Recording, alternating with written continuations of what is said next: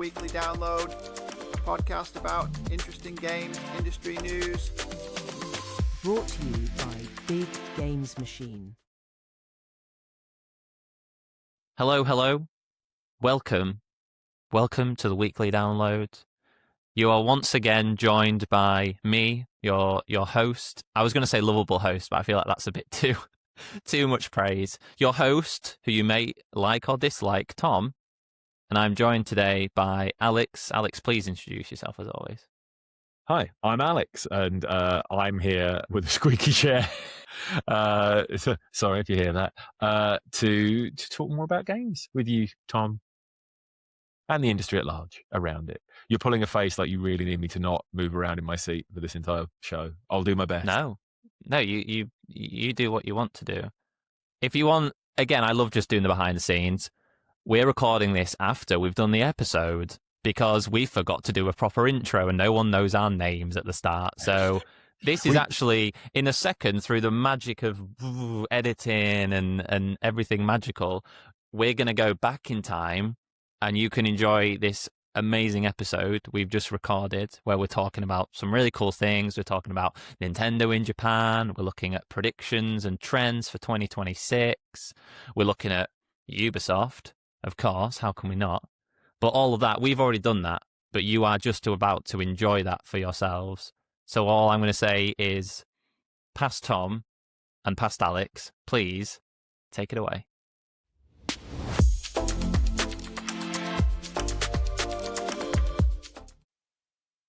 And we are kicking off today's episode with our first story. We're going to be taking a look, Alex, we're going to be looking at some predictions for 2026, courtesy of Niko Partners, a very good, I must say, video game business and consumer analyst firm, who have got some, I wrote in the script, hot takes. I don't think they are that hot. I think we've got some really good predictions in here, but I thought we could go in and take a look at a few. I'd recommend, as always, the links will be in the description. Go and give this report a full look because there's some really insightful things in here. But I think one of the first ones which stood out to me was this discussion about growth in the West seems to really be slowing down, whilst at the same time the growth in like Eastern markets is finally catching up and getting to the point where it's becoming more mature, I believe is the term that Niko Partners have used. And they predict that by 2029, Asia and MENA will have a $100 billion games industry with 2 billion players. Big numbers. We spoke about big numbers last week, big numbers here as well. Gaming seems to always boast a lot of big numbers. I mean, it's obviously a bit of a hard one to judge at the moment. We keep talking about how like the games industry in the West is in this kind of cool down readjustment from the boom of like 2000, 2001. So how much we're slowing down, how much things are just readjusting and moving back in that direction, and how much it's just kind of hit a natural point where people just don't have enough money to buy more anymore, and they're, there's no more players to find. That's it. We got everyone who cares. We got everyone that's likely to care. We've got everyone. We'll feed them in at the bottom, and obviously at the other end, there's the standard laws of attrition. So yeah, I mean, it'll be interesting to see what that looks like. I suspect this year will continue the trend, but say 5 years from now, when we've kind of readjusted for the 2020, 2021 changes, and see if that just continue, if it has a new kind of, it grows this much and this much each year, but not the huge jumps. The Asian market is interesting because obviously, there's this kind of idea that they were fueled by gacha, and then, through rules in both China and to an extent in Europe, they've kind of had to dial back or add in regulations around either drop rates and or just the use of gacha in general, kind of forcing that down. So it's kind of fascinating that growth is continuing in those regions, indeed growing. Even despite those things being, I mean, it's interesting that you bring up gacha and the loot boxes, because that's something else that this report looks at, which is that like I read it. Especially, you're always good at this. Alex is always very good at predicting. Although he reads the scripts before we go through things, and he always does this. But no, it is interesting because one of the other insights is that we're seeing a lot more developers move away from gacha, move away from these loot box style systems towards fairer methods of monetization. So we're looking at cosmetics, we're looking at battle passes in order to not only stand out more against those games which are still using those systems, but also, as you said, to comply with new regulations, and that isn't just a thing, that's a global thing, that isn't a particular region. And So I don't. It is a global thing. You're right. One of the things that's interesting about it is I do wonder, because my kind of frustration whenever I've played gacha things is seeing people that are just getting further and further ahead. Because they're spending more and more, and there's infinite amounts you can obviously upgrade and grow yourself, or at least up to an absolute finite cap, which is generally a long way off. So I do wonder if one of the reasons we're seeing, and this is to touch on something I know you're about to get to, so apologies again, but I do wonder if one of the reasons we're seeing kind of more evergreen games in specific genres that would once have perhaps been fueled by loot boxes, we're seeing them have more time in the spotlight because nobody's ever getting frustrated at their ability to play. Because like you said, like cosmetics and things are becoming something you can gacha your way through, but that's not impacting the game in the long run. And those people who are really active, they buy the season pass and they get all the benefits that you get there, and often are able to get the next season pass off the back of any in-game credits if they're not tempted to delve into any purchases that they want along that path. So I do wonder if one of the upshots of the rules that have been imposed in China and some of the EU regulations, if that hasn't helped the industry in the long run, rather than like the initial kind of slowdown of growth and those kind of massive explosions you see in some genres and some specific titles. I wonder if you don't have not democratize that monetizing through things that aren't gacha, I think, to reinforce what you've just said a minute ago, using those. If you can give players if you can monetize your game in a way that players can feel satisfied by the additional cost, then you probably are going to keep those players. I mean, we were speaking this morning or yesterday, I think, about games always are going to have whales, which is the term for these people who play gacha games and will invest a lot of money into them, which will help offset those who don't. But I think that more sustainable monetization method, and I think it isn't a coincidence that, as you said, one of the other things which we're going to talk about is the evergreen games, these really big games, Fortnite, Roblox, are taking over essentially and preventing space for other games. But it's something I didn't think about, which is the point that you've made. If you look at the way that those games are monetizing compared to, I, as someone who played Call of Duty 20 years ago, but also played it 10 years ago. 10 years ago, monetization was through DLCs, but it was very much through loot boxes as well. And that's just not a thing anymore. And I think it is a very good point that are those evergreen games going to stay dominant because they've found monetization systems that keep players engaged, whether that is battle passes, whether it is buying skins, whether it's just ensuring that if you're going to spend money in that game, you won't be annoyed at the outcome of spending it. And the flips, I mean, the games everybody thinks of when you think of the biggest games now, the Fortnites and things, they kind of become self-sustaining because of the marketing that then to reach the audience that's playing it. So once they've got that user base in place and if they're maintaining that, they're incentivized to come up with fair ways to keep people playing, monetizing. So they're still making some cash there. But I'd also argue that actually the season pass is almost a way of ensuring people keep coming back, not just to hit their target, not just to hit the kind of top level, but it's an investment. You're like, okay, if I go in and play my half hour every day, then I'm going to get enough to unlock the next lot. And maybe this season isn't necessarily my favorite map or, the characters I want to unlock aren't. But I'll get through it just to make sure I get I've got next all month. My unlocks. Yeah, and that's eyeballs still in the game for the characters they're putting in and whatever licenses have come to them.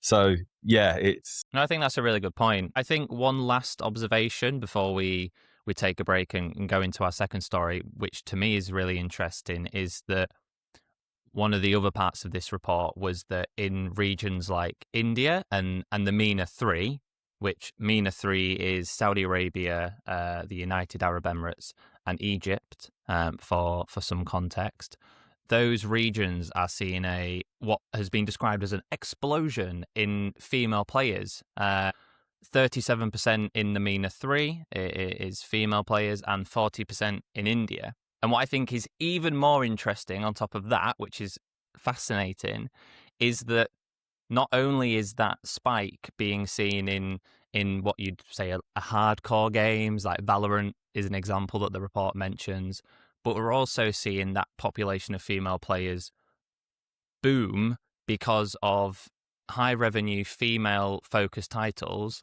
like Love and Deep Space, for example. So we're really seeing that audience growing across not necessarily every type of game, but across a real spectrum of games. And I think we've seen more of that in the West in the past. And again, this feels like something where over time now we're seeing that global population of female players really explode, which is great to see. It's one of those facts that it always gets kind of thrown.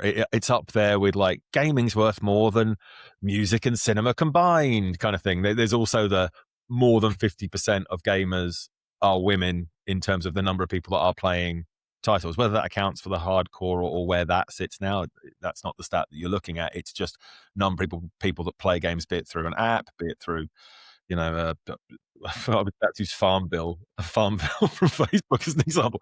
Shout out Farmville, my word! If anyone who's still is Farmville still going?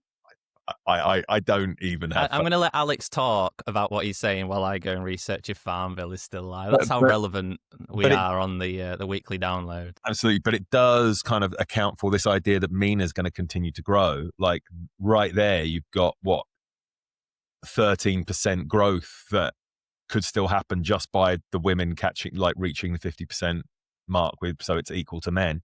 So when you're looking at like, where's this growth coming from in MENA? It's not just gaming becoming more popular and more money being put into it, and be it more access to whatever people are playing, general interest, advertising, all of that, but also just a segment of the population that hasn't been playing that isn't there in the other regions that can be tapped into.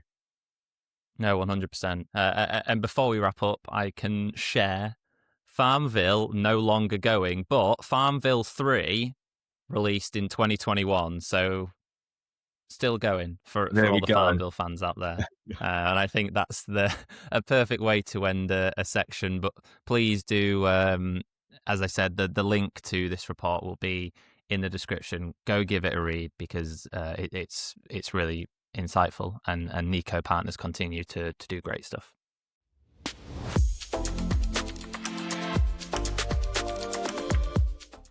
Now, from this the Niko Partners report, we're going to take a look at our second story of the day, which takes us to the Nintendo-dominated world of Japan, Alex. Not to the Nintendo Museum again. I know you've already been, so we won't go there again. But yeah, we're going to look at Nintendo in Japan. The Switch 2 last year shifting 3.7 million units in 2025, which is over half of all home console sales in Japan. Yeah, Famitsu's data on this, I think, tells us one thing, which is that maybe it's not a shock, but Nintendo and the Switch 2 are an absolute juggernaut in Japan, and it feels like no one else can really get close, whether that's hardware or software. Yeah, I think one thing that's interesting to say here, because obviously in the West, we're all like, there was this huge kind of backlashes to the cost of the Switch 2. In Japan, there is a region lock 1 that can only be in Japanese. You can't, like, the games that will come out will only be in Japanese, and it is cheaper. It's more affordable.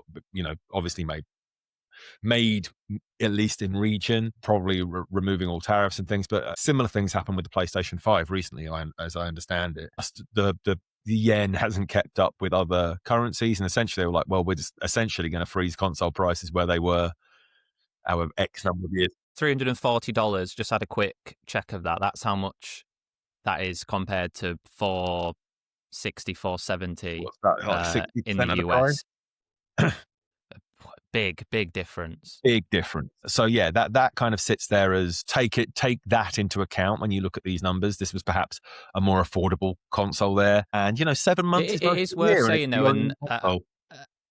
I'm aware that you did say it, but Sony have done the same thing, releasing this Japanese-only model. In comparison, Switch 2 sold 3.7 million units. The PS5 sold 880,000. So that's a 60% drop. So When you said more than half, I thought they'd stack up a little bit more evenly than that. I thought people were being coy, and it was like 3.7 million to 3.6 million.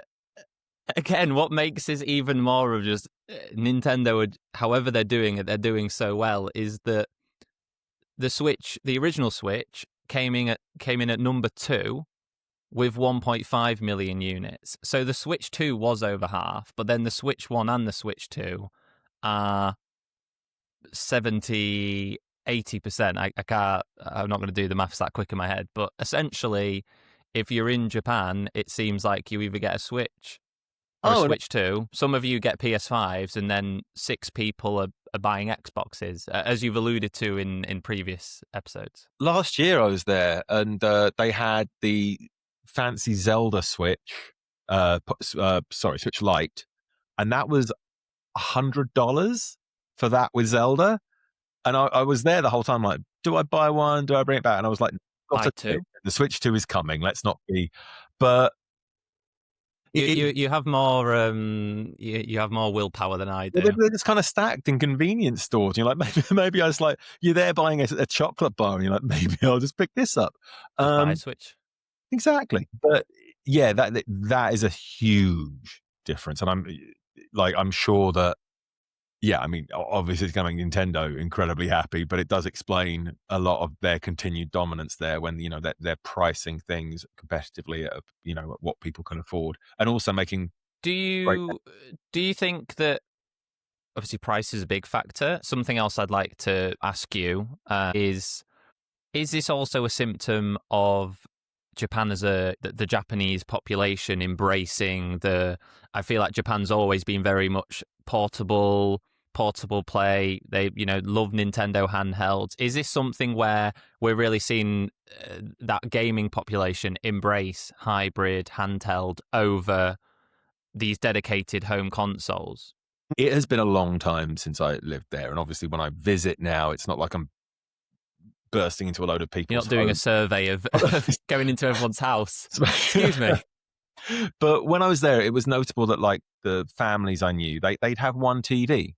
So, if that's being used, suddenly a portable device becomes an option, and that you can pull it out and go and play your Switch somewhere else, even though the TV is being used. So I think it does factor in. And again, I don't know how much that's changed now, how much, if kids have suddenly got consoles in their rooms kind of on a kind of more active basis. But I do think that plays into it. I mean, the reason they were really popular back when Monster Hunter blew up, which is 20 years ago nearly, it was because everybody could take them and play together like locally, which was the real shift there. But I think that also feeds into this idea of, as people get older, their idea of what a console is shifts to being something more portable as well. So I wonder if that plays a role. It's like, oh, it's just the form factor I'm used to. So I mean, I don't know how you find that out, but I do think that's where the portable form factor comes from, and I'm sure it does play a role in whatever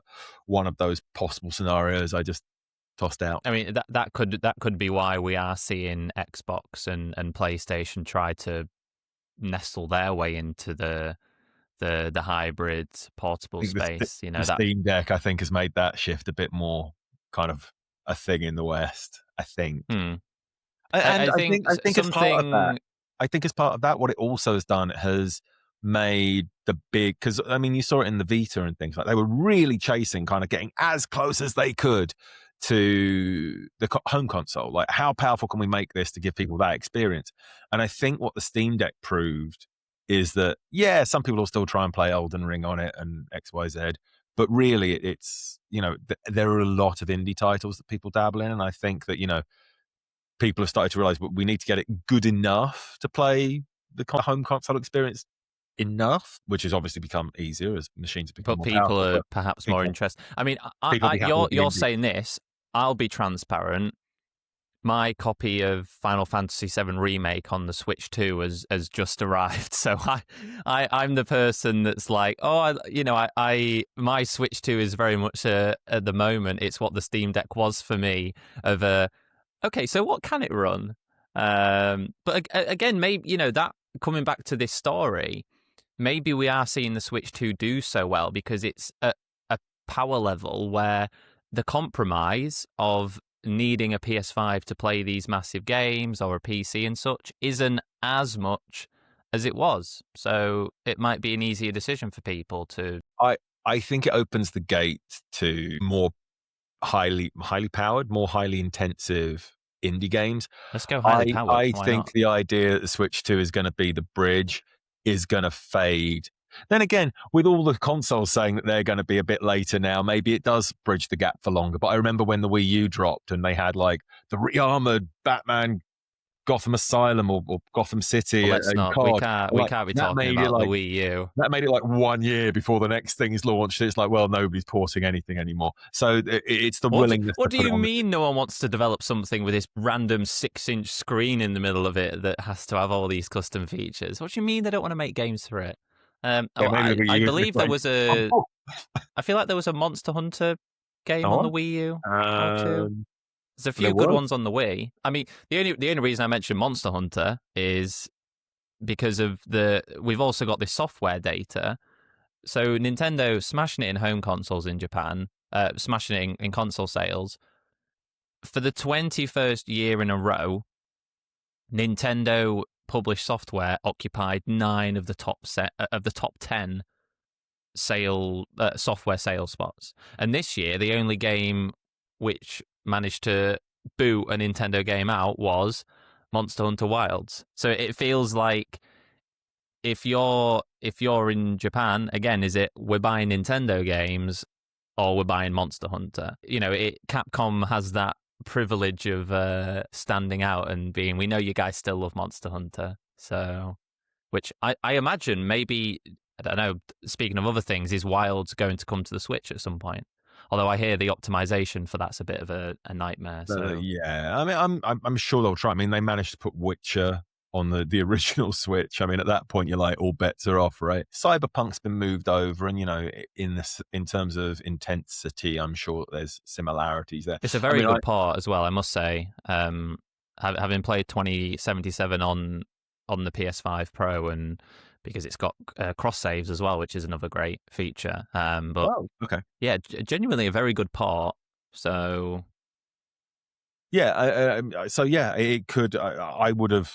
Like I say, my kind of sense would be it's going to be a step behind really quickly. But given that everything else seems to be slowing down, perhaps not. And we'll see. 9 out We'll of 10 see. stat, that 9 out of 10 stat for 21 years is wild. Like, because that absolutely dovetails with the time I was there. I want to know, and again, I said this to you before recording, 2013, 2014, with the Wii U, I think after we finish here, I'm going to go back and try and find this data. It's going to be because DS is that just well, going to be all 3DS games? I feel like it's got to be, and then Captain Toad Treasure Tracker or Mario Kart. But I don't know what else would be on there from the Wii U days. But yeah, I think for me it'll be really interesting to see at the end of this year. Now we've got the launch year out the way and all the hype of that. I'm really interested to see, not just in Japan, but globally, how the Switch 2 levels out. Because I think that'll be a really interesting way to see long term how we think the Switch 2 will do. Yeah. We've spoken about it before. The idea that people had that the Switch 2 wasn't going to be a phenomenon, regardless of what it launched with and the games, was always a bit wild to me. Because also, how long until they drop a new form factor? Like the cheaper, never, please. No, I know. I think they're going to do like a light version that kind of removes kind of the need for the magnet, because it's going to be a sizable saving. They're probably, because it's going to drop the magnet kind of lock on and things like, actually the things that make the Switch 2 feel like really not high value, but kind of like bougie, come down to like the bits that are around it that aren't just gaming, and that could really bring it down to something that's more affordable to kind of fill that the price point in the West that nothing does at the moment. Yeah, I was going to say that Nintendo, they got to get that Switch 2 Lite going because they're really struggling in Japan at the moment. There's a whole 20% of console sales that they've not got yet. So I need them to. It's how you get 2-3 consoles into a house, though, if every kid has one and it's affordable, right? It's true. I mean, yeah, I got my fiance over Christmas. She's got a Switch Lite now, so she's been on the Animal Crossing hype. I've got my Switch 2 in front of me here. I've got my Zelda OLED Switch somewhere. So I am. We've got everything here. We've got it. We've got them all. I don't have the original Switch because you've answered the question, though, haven't you? Because now I have answered the question. It's when they drop the first like exclusive Zelda is when they drop the Switch Lite 2, Switch 2 Lite, Switch Lite 2. Alex, you know me. If they do a special edition Switch 2 for any Zelda game, it will be getting purchased. But on that note, we'll wrap with Nintendo. I think we've spoken enough about Nintendo. Yes. And we'll move on to we're going to go from Japan to France. So we'll see you in a second.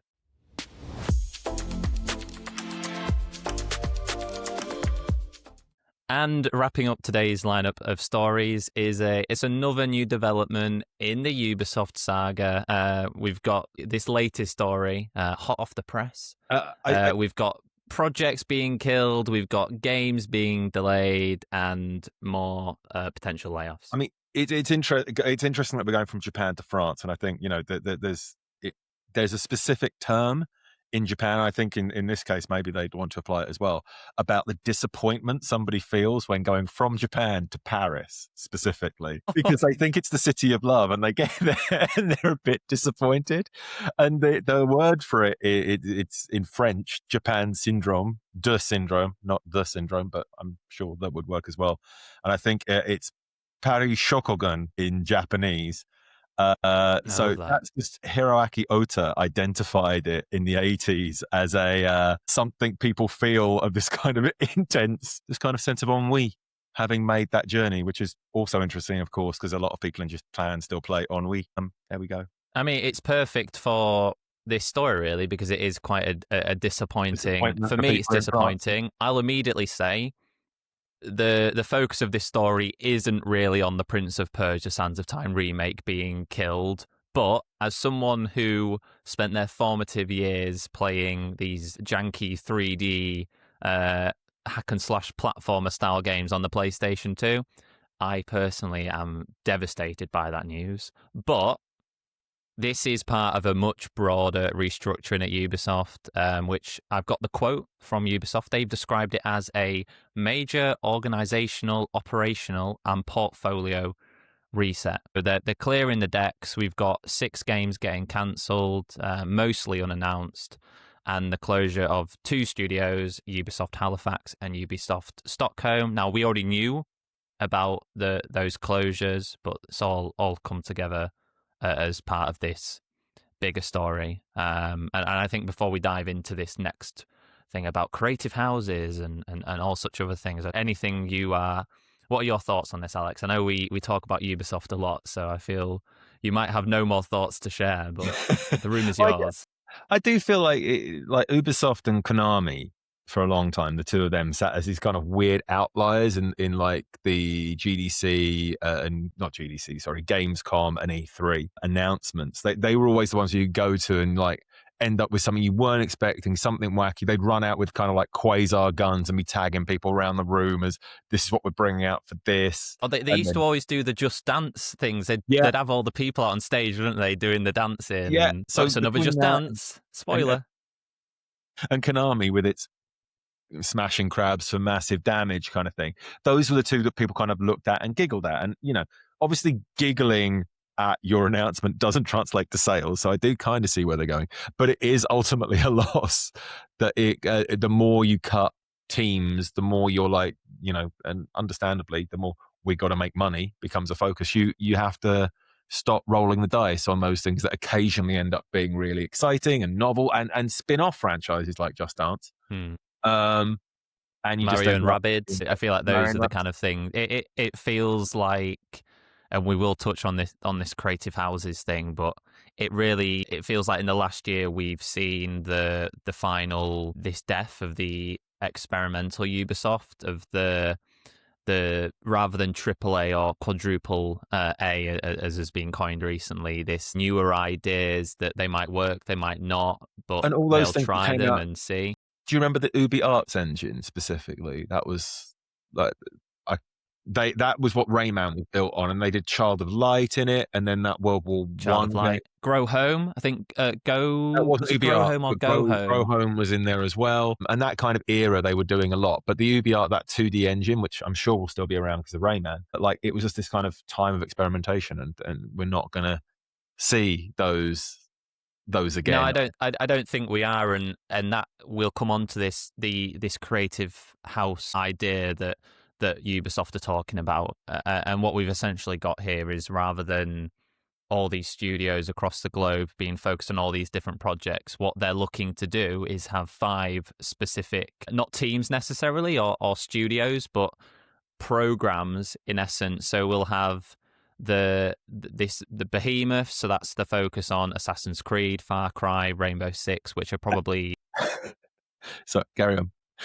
they're gone. It's called creative houses, so I just keep thinking of them as Hogwarts. So I'm like, this one's Slytherin. Carry on.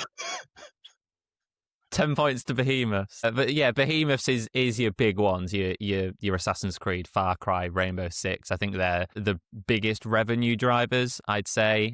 We've got the shooters, so Division, Ghost Recon, Splinter Cell. If anyone cares, that's Ravenclaw in my head. Just keep going, I'm loving this. I Live want it. Service, Skull and Bones, The Crew. Hufflepuff. Hufflepuff, yeah. Yeah. And then the narrative, more fantastical things, so things like Anno, Rayman, Beyond Good and Evil, and then mobile, so the more casual and family ones. Don't know who's slivering out of those two. But, No. Gryffindor is narrative fantasy, casual and family, but it's like preschool, whatever Hogwarts preschool looks like. They're before they get sorted into the houses. Yeah. Waiting to put the sorting hat on their heads. The new intake, waiting to be identified.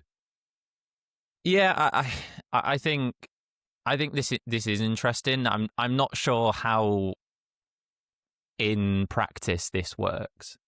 This feels to me it's kind of saying, okay, well, this is what we're going to focus on. But in my head, I'm thinking, but you were focusing on Assassin's Creed anyway. It feels like a bit of a fancy term to talk about restructuring, because that's what all of this is. Yeah, there's such broad catch-alls that it gets really kind of odd to think that anything could be cancelled. Like, the restructuring clearly doesn't erase things. It's just where it's going to be sorted. Because you end up with, like, on that list, you've got Beyond Good and Evil. Whereas that's been a long time coming. A narrative fantasy. I'm amazed that it's even being discussed. Yes. Because I feel like this press release got to the last draft and then someone was like, oh, we're still developing Beyond Good and Evil. Is that one cancelled? Yeah. Oh. And then you've got Skull and Bones, which but also the Division and Ghost Recon. Well, the Division more so. Surely the Division's a live service game, but perhaps not, because it's not always online.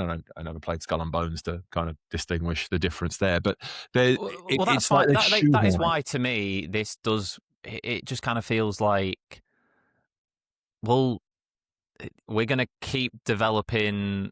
A lot of these games are the safe franchises that realistically you expect to do fairly well, as long as the budgets on development aren't too out of proportion. The mobile stuff makes total sense. If anything, I am just glad that Rayman is still in the conversation, because I was thinking that. I don't know where Rayman's been for the last 10 years or longer at this point, but clearly someone at Ubisoft still loves Rayman enough to give him a casual mention in this program. Surely he's a family game, though, and surely all the mobile games are live service. Like, it's so arbitrary that I don't think any game's been cancelled because they don't fit one of these structures. I think it's just so they know where to pull talent, or where to pull talent from for any given project. And given the scale, I'm realizing this now, before, in case you're wondering why I'm looking like it's a surprise to me. When you give the scale of Ubisoft and how many places they do have teams and departments, I imagine this is just so you know it's an easier way to group everything internally. It's like, okay, we've got some live service stuff that we're putting into, for example, the Division. Where are we going to pull that talent from? So I think it's more a grouping of houses than it is necessarily houses. A grouping of talent more than it is games. The Harry Potter metaphor still strong. No, I mean, I think, yeah, I think this is going to be looser than it may be being described as. I think overall, all of this, again, we're seeing Ubisoft playing very defensively. I think they have to. Something I pulled into the script here is that their guidance on net bookings, which is revenue profit, has been cut by 330 million euros.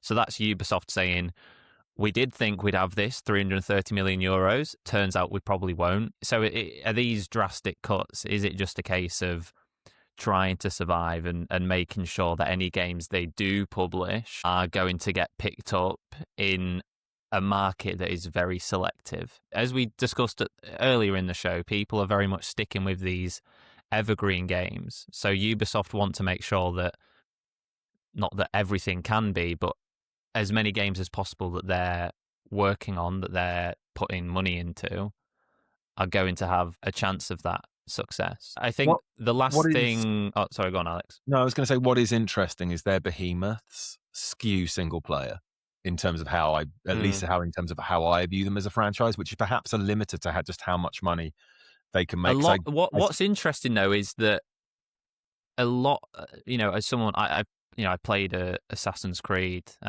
from way back all the way through to Shadows, and those games do have not live service elements, but they have stores and they have ways that you can get cosmetics and things through monetization.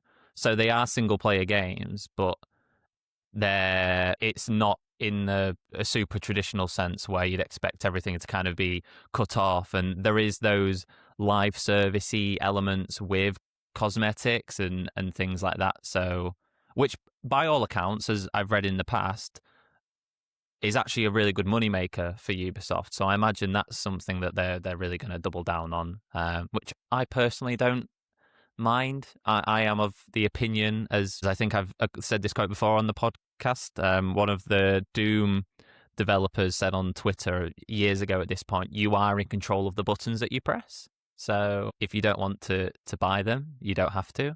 But you're right, they seem to very much be gunning on those single player games, and unless we get a multiplayer live service Assassin's Creed, that would be an interesting day. The last thing I want to touch on before we wrap up for this week is that one of the other quite big parts of this restructuring from the last few days is that they are now ordering mandatory 5-day return to office for all staff, which they're not the first big publisher to do it, but it's interesting that we are seeing more and more double down on this. And so one of the, again, one of my takes on this is it kind of feels like we're going into the soft layoff territory where, well, what do people do if they can't afford to live near these studios, if they've moved away from these studios? And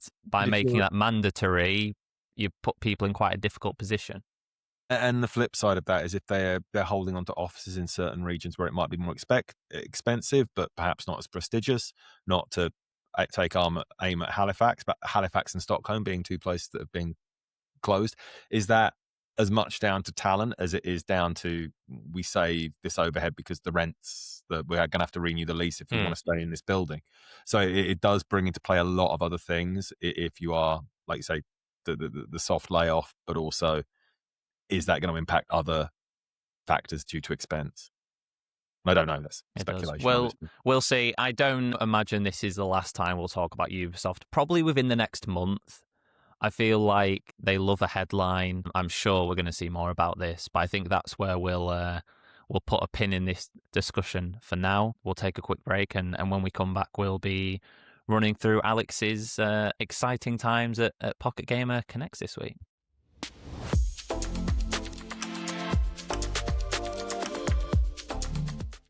Okay, we are back. We enjoyed that brief moment away of giggling of Alex's geographical knowledge or lack thereof. But for this I week, had all the context I could have. I took a swing. and you still did a good job. For this week's rapid rundown, though, we're doing something a little bit different. Rather than looking at a few smaller stories, what we're going to do. Last week we mentioned that Alex was going to be a judge at the big indie pitch at Pocket Gamer Connects London, which has happened as we're recording this. And Alex, I'd love for you to tell me and our listeners and viewers all about what that was like and some of the some of the cool things that you saw. Absolutely. Now, I always enjoy doing these because you get a chance to look at, in this case, 15 games incredibly quickly at very different levels of kind of production. Some people will come in with essentially a pitch deck, perhaps no art, perhaps a sample art. Other people will come in with like a game that's, kind of already fully up and playing. I think what was particularly telling this year is generally when I've done these, there are like 4 or 5 games near the top that kind of like coalesce, and the majority of people are voting, and it's like where they sit in the rank 1, 2, or 3, which is what we end up voting on, and how many points they accumulate off the back of that kind of makes the decision. What was interesting this time is with 15, I think 9 or 10 games were still very much kind of in contention. Wow. As to what people thought, and I think there were. I think it's the first time I had some that didn't make it into that kind of top 3, and kind of the ones that I was really kind of interested in. And it was this huge range. I'm not gonna give massive details on all of them because some of them aren't announced, and they might have all kinds of plans. But certainly, is that there are the ones that won. One of those was I believe the winner wasn't my first choice, but it was a lot of other people's. To be very clear on that, it just shows the diversity in the room. Clearly. Yeah. It was a fairly early pitch for this very cute little penguin game, and I don't think it has a fixed name yet, which helps. Sadly, I left my notes in London. But there you were a penguin that kind of, his whole family was kind of off travel, had decided they wanted to migrate, which they couldn't do because they can't fly. So they'd all built hot air balloons, and basically he got caught on a different gust of wind and separated from his family. And now he's landing in towns and like having to do odd jobs to work out his way to catch up with his family on their kind of paradise island. So he's turned into a mail delivery penguin. Oh, for example, he has multiple jobs, and that was seeming like it was going to be really cute. It was a really strong pitch, very early in development, but that was very, very cute. Another one of my particular favorites was kind of, they describe themselves as a horror RPG. They kind of had inspiration from Fallout, from Outlast. There were other things in there that I was kind of seeing. There was a little bit of Far Lone Sales, I might even argue. People that played that. Nice. And that had some really nice survival elements in, and that had a really strong PSX vibe. And that's a long way off. I mean, they're still very early in production. And I think that's what that's really going to come down to, is that those kind of PSX graphics are going to allow you to hide a lot. But equally, I wonder how long until you kind of start to feel like, I just need a bit more polish here. I'm a fair fan of primitive polygons, but they sit in a weird space for me. I can't deal with them for a long period of time, unless they're used very carefully, like in Crow County. There were 2 other ones that stood out to me. One was a like Norse chess, but kind of with roguelike elements added. I can't remember the name of it. I think it means table. I'd have to look it up. But they'd added these interesting roguelike elements. It looked really polished, and there were some very interesting kind of DLCs about incorporating different rules of different iterations of chess into that rule set, and kind of as factions, which could be really interesting to see how they interact. Would be a real balancing act. I love how much we've spoken about it today, and I feel like we always talk about it, about how everyone's consolidating, and the like AAA culture is homogenizing in a lot of ways. And then you've come and spoken about 3 wildly different games with completely different themes and gameplay ideas. And I think it's that reminder that the indie culture is bringing so many ideas and just things that are totally out of left field. And that's why events like these are so important, because it's that opportunity to give them some spotlight that can help push them further along. Absolutely, and it's a chance to get noticed even just by peers in the industry. Or there's this idea that building community is increasingly important, and it is increasingly important. And if you can get together with a load of people in the moment in your own group, and like their past, you're sharing communities essentially. You can go out and be like, oh, I saw this really good game here. Maybe people that are interested in the groups you're in move into that, and it starts to grow from there. There were some other great games on the show floor that weren't part of the pitch. Hack 95 is a narrative adventure set in Windows 95 kind of era computing, which is cool. Looks great. That's much closer to release than anything else I've discussed. So maybe go and have a look at that. Keep an eye out for that. Absolutely. I'm trying to think what else is actually just there on the show floor. Cosmic Race, looking like a really exciting kind of space come arcade racer, which is a genre you don't see very often, arcade racing games at the moment, at least like not on Steam and console. Yeah, there were lots of exciting games. Crash Test Experimentation Center Physics. A lot of people need to work on the SEO of their game names. I will say, occasionally you sit there and you're like, okay, yes. What's your feedback? Change the name. Yeah. It did seem to be a running theme. Some. I'm jealous though. You hope that we're going to see some of these come out in the next few years. But yeah, I mean, go on. No, I was going to say absolutely, and we will add it in either once we've got it. We'll add in the winners, the post that Pocket Gamer will post on that, because it will allow you to see a bit more of what was there. No, fantastic. Thanks, Alex. I think that was a nice something a little bit different. A little glimpse behind the scenes. If Alex wasn't 100% sure if we could talk about it, so if we didn't talk about that, we were going to talk about Atari hotels. So, maybe people are going to be like, why didn't we end up going with Atari hotels? But I thought this was a bit more interesting. But that's a wrap. That's a wrap for this week. Thank you, as always, for tuning in to today's episode of the Weekly Download. Be sure to subscribe wherever you are listening or watching, if you're watching on YouTube. And I always say the same thing. If you'd rather read your news, you can subscribe to our Weekly Download newsletter, which is available via LinkedIn.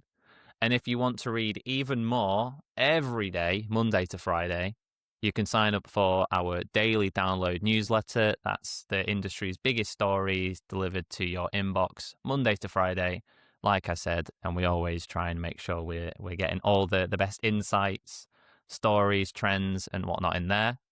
But other than that, that's the housekeeping done. Alex, as always, it's a pleasure. Thank you for joining. Always enjoy. We'll be back next week with more stories and trends, and we'll catch you then.